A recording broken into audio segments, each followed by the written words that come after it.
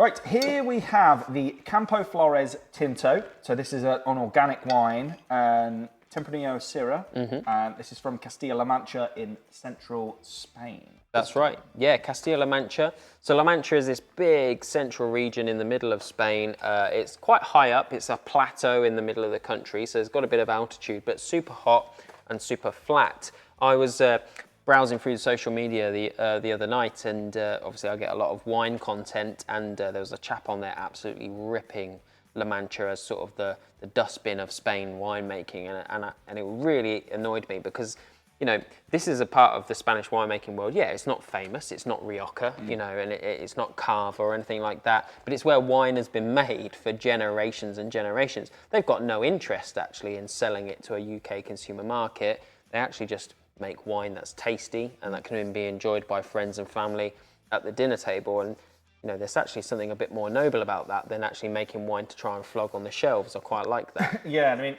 it's interesting you mentioned Rioja there. You know, I was in the supermarket the other day just having a quick browse, and you know, the Spain, because they all set themselves out in countries. The Spain section is, you know, Rioja, and not a lot of people know Rioja itself is an area. Rioja is a tiny little area, small part of Spain that just, without going into the history, had a really strong link to exporting wine, which is why it became so popular. Tempranillo, main grape in this, that is Rioja, right? Absolutely, yeah. So pretty much all Riojas are made from, firstly, Tempranillo. There will generally be a blend of Ganache and Graziano as well, but those will be quite usually the minority grapes. It's mostly Tempranillo. In fact, you'll get 100% Tempranillo Riojas.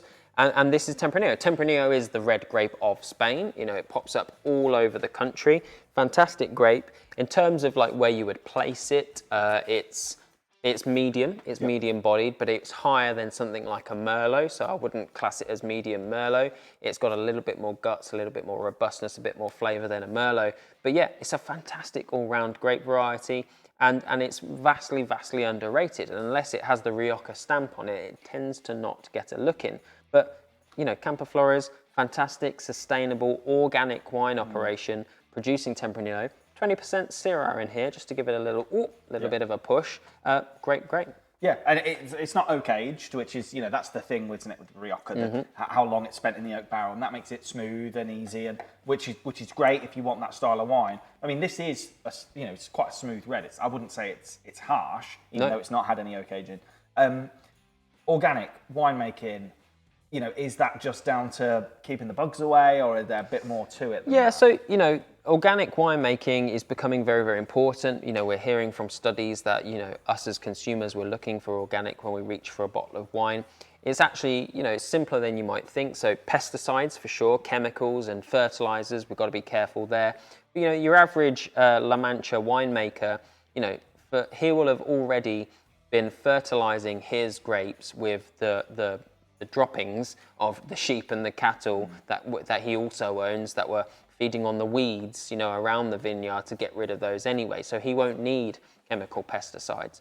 You know, he'll already be operating, you know, in an area where indigenous wildlife is there, and therefore, you know, bugs and insects and birds are more inclined to go and eat the indigenous bush and berries than they are to eat his grapes. So organic comes pretty easy to these guys. We're talking about proper farmers who have probably been farming sheep or cattle or pigs or crops for a very, very long time, and then also have grapes on the side. Yeah. And therefore, they've already got it down. They already understand it. Their grandfather's grandfather had it down. And so organic comes naturally to them. And a lot of these guys in La Mancha in Spain, they don't actually bother paying for or jumping through the hoops to get a organic certification, because it can be expensive and difficult and it involves lots of paperwork. They just operate organic already. These guys do have the certification. Yeah, I mean, and that's definitely a benefit of buying from someone like Smash Grapes, who, you know, understand and know their winemaker. Is it might not have, I mean, this one does have organic on the label, but if that's something you're after, we can tell you